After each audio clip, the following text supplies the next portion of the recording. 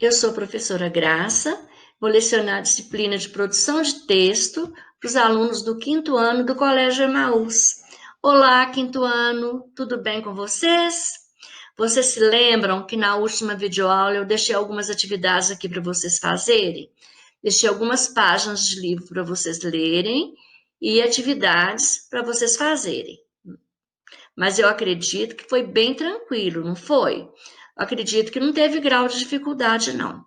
Então, agora é hora de vocês pegarem o livro de vocês aí para a gente fazer a correção, combinado? Estava lá assim, por dentro do texto.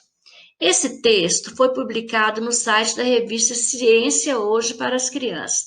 Lembram-se que a gente estava falando de artigo de divulgação científica? Para qual público ela é dirigida? Se foi Ciência Hoje para Criança, gente, foi para o público infantil, né? Quem é a autora do texto e quando ele foi publicado? O texto foi publicado por Fernanda Turino em 25 de março de 2013. Então, já tem 7 anos que esse texto foi publicado. Vamos continuar?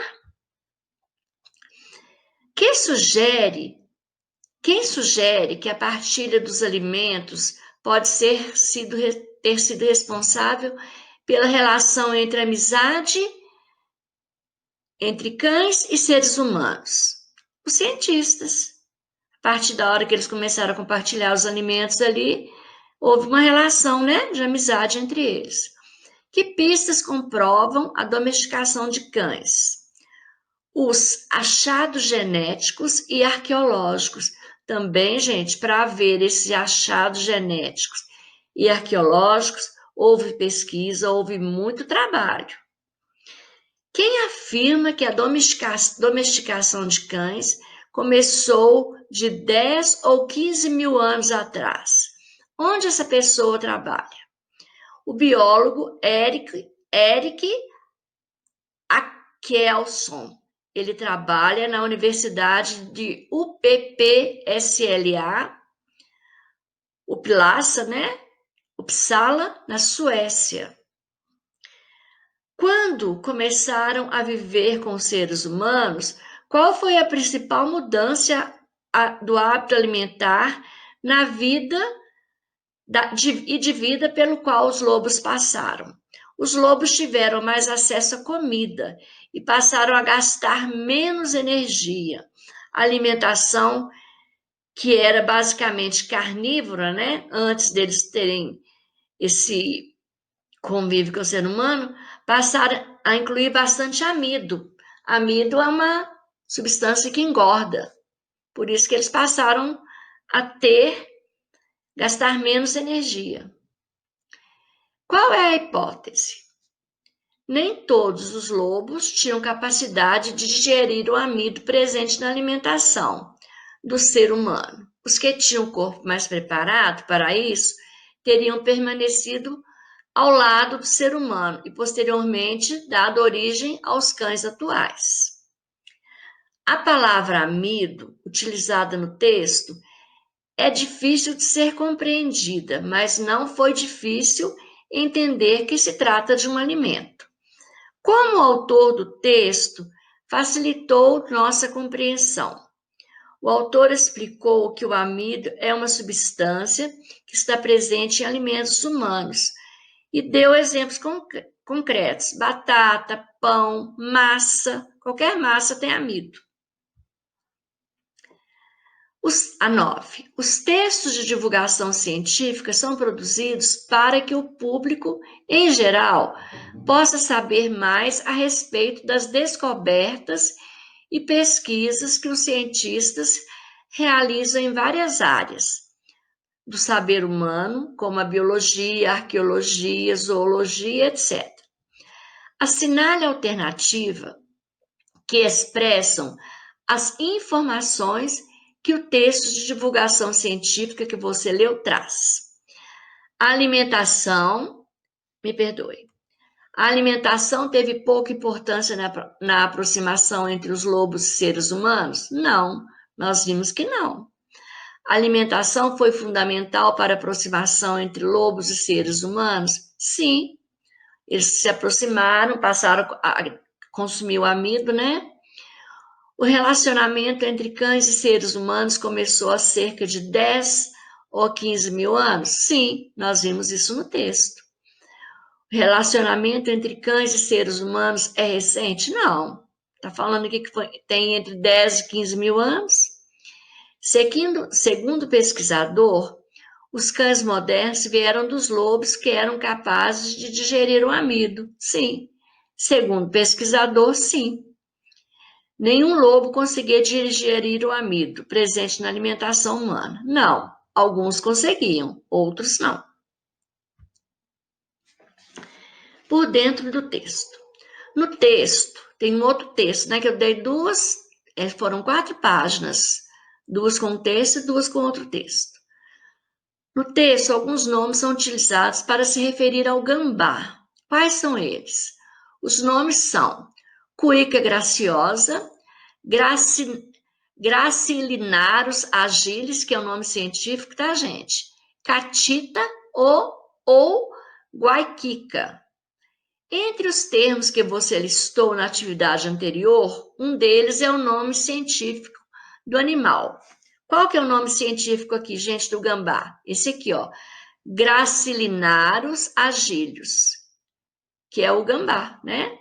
Segundo o texto, quem é Mendonça? André Mendonça é um pesquisador e pós-doutorado na Universidade de Brasília. Por que o autor do texto afirma que o gambá viveu um pequeno drama?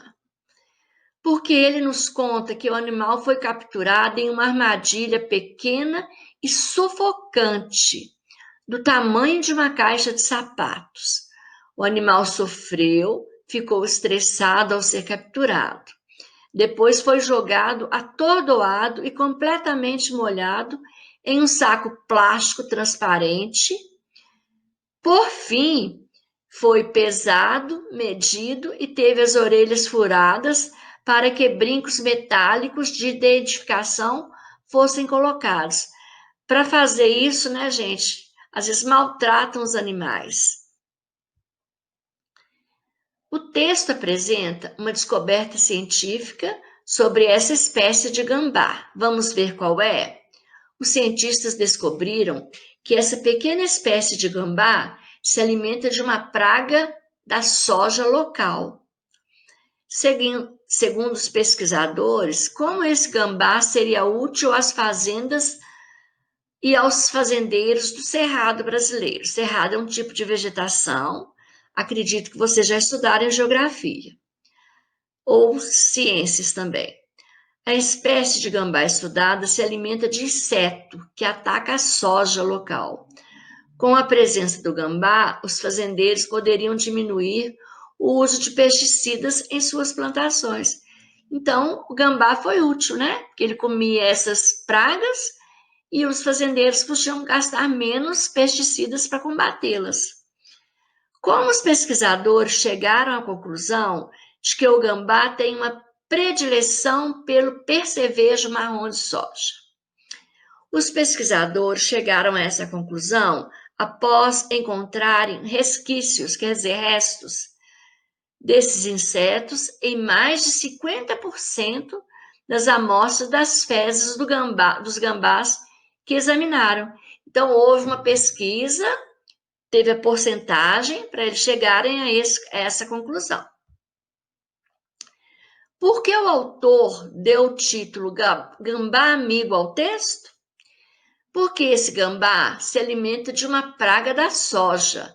E se os fazendeiros mantiverem uma área natural arborizada perto de suas plantações de soja, para esses animais viverem, o uso de pesticidas poderá ser diminuído, beneficiando os fazendeiros, os consumidores de sojas e os próprios animais, que terão seu habitat preservado. Em sua opinião, aqui é uma resposta pessoal. É possível considerar gambá um amigo do ser humano? Por quê? Converse com os colegas e com o professor. Ele, aí na fazenda, ele ajuda, né, no combate a essas pragas. Mas É possível ter um gambá como animal de estimação, gente? O que vocês colocaram aí? Eu não sei. Para mim, na minha opinião, eu colocaria que era meio impossível, porque ele exala um cheiro, né? Ruim e é desagradável. Eu não colocaria que um gambá é um amigo da gente, não. Eu colocaria que era um animal que a gente tem que cuidar, preservar, mas que não para viver no convívio do ser humano por causa desse forte cheiro que ele exala. Teve uma produção relâmpago lá também para vocês pesquisarem. Que animal, nessa atividade, você deverá investigar com base nos nomes científicos dados a seguir, o nome popular de cada animal, depois ilustrar a atividade. Furnarius rufus é o João de Barro. O nome dele científico é esse aqui, olha. Diferente, né, gente? E o Leontopithecus rosalia. Nossa, que nome difícil. É um mico-leão dourado. Esse aqui, então, é o João de Barro e esse é o mico-leão dourado. Tem mais dois. E o Passer domesticus. Isso aqui estava até meio fácil, parecendo pássaro doméstico, né? É o pardal. E a Apis mellifica. Aí estava difícil. São as abelhas, né? O nome científico delas é Apis mellifica. Bom, a nossa correção do para casa terminou por aqui. Eu vou fazer a introdução também de um próximo gênero textual, que daqui uns dias nós vamos iniciar, que são as fábulas. Gente, fábula é um gênero textual muito gostoso de trabalhar, muito gostoso de ler, né? Tem um livro que nós vamos usá-lo muito, que são as Fábulas recontadas por Monteiro Lobato. Fábula é uma composição literária em que os personagens são animais e que apresentam características humanas, tais como as falas, costumes, etc. Essas histórias geralmente são feitas para crianças e terminam sempre ensinando uma lição de moral. A fábula é uma narrativa em prosa ou poema épico, breve, de caráter moralizante, protagonizado por animais, plantas ou até objetos inanimados. Quer dizer, os objetos, os animais e as plantas se personificam, eles conversam, eles falam através desse gênero textual. A função da fábula é essencialmente ensinar princípios morais ao seu ouvinte ou leitor. E quais são as características dela? É uma narrativa figurada, na qual os personagens são geralmente animais, que possuem características humanas. Pode ser escrita em prosa, verso e é sustentada por uma lição de moral constatada na conclusão da história. Toda fábula tem uma lição de moral. Aqui tem uma fábula, olha, a cigarra e as formigas. Eu vou ler essa fábula para você, acredito que vocês já conhecem. Num belo dia de inverno, as formigas estavam tendo o maior trabalho para secar suas reservas de trigo. Depois de uma chuvarada, os grãos tinham ficado completamente molhados. De repente, aparece uma cigarra. Por favor, formiguinhas, me deem um pouco de trigo. Estou com uma fome danada, acho que vou morrer. As formigas pararam de trabalhar, coisa que era contra os princípios delas, e perguntaram: Mas por quê? O que você fez durante o verão? Por acaso não se lembrou de guardar comida para o inverno? Para falar a verdade, não tive tempo, respondeu a cigarra. Passei o verão cantando. Bom, se você passou o verão cantando, que tal passar o inverno dançando? Disseram as formigas e voltaram para o trabalho, dando risada. Tem uma moral. Qual que é a moral? Os preguiçosos colhem o que merecem. Muito boa essa aí, né? Tem uma outra versão dessa fábula que fala que a cigarra cantava para ajudar as formigas a trabalhar mais prazerosamente. Depois nós vamos ler. Hoje, nossa videoaula termina por aqui. Estou deixando as páginas 58, 59, 60, 61 e 62 para vocês fazerem. Combinado? Tá tranquilo? Acredito que tem uma produção de texto aí, e se tiver, vocês têm que passar a limpo lá no fim do livro, né? Onde está escrito Minhas Produções. Façam com capricho, com dedicação, porque eu sempre falo, o aprendizado é de vocês. Então, gente, que Deus abençoe cada um, né? E até a nossa próxima videoaula. E fiquem com Deus e lembre-se, juntos no caminho certo.